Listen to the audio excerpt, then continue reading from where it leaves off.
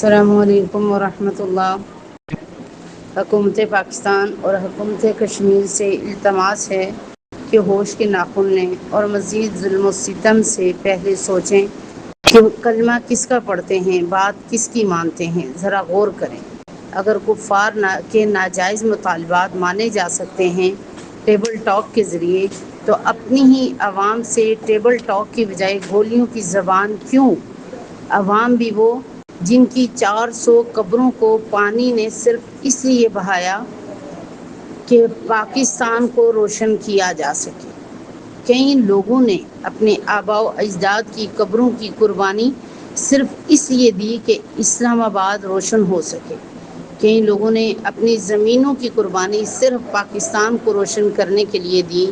اس کے باوجود آج اپنی عوام سے بات چیت کی بجائے گولیوں کی زبان کس وجہ سے؟ اور غور کیا جائے تو عوام کے مطالبات بھی ناجائز نہیں ہیں۔ روٹی، کپڑا، مکان یہ حکومت کی ذمہ داری ہے کہ دے۔ صرف روٹی سستی کرنے کو کہا، مفت نہیں مانگی، اور ان کو آگے سے گولیوں کا سامنا کیا گیا۔ اس کی کیا وجہ ہے؟ خدا را ہوش کے ناخن لیں۔ انڈیا اور دیگر دشمن ممالک کو جو کہ پاکستان اور کشمیر کے خلاف ہیں، مزید جگ ہنسائی کا موقع نہ دیں اور انہیں اس بات کا موقع نہ دیں کہ وہ مزید پروپیگنڈے کر سکیں۔ ہوش کے ناخن لیں۔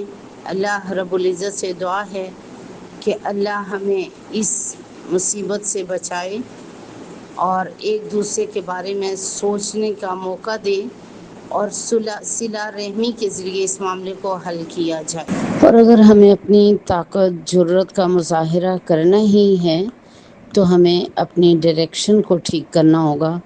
جہاں یہ طاقت اور جرات کا مظاہرہ کرنا چاہیے، نہ کہ اپنی ہی معصوم عوام پر۔ خدا کے لیے سوچیں۔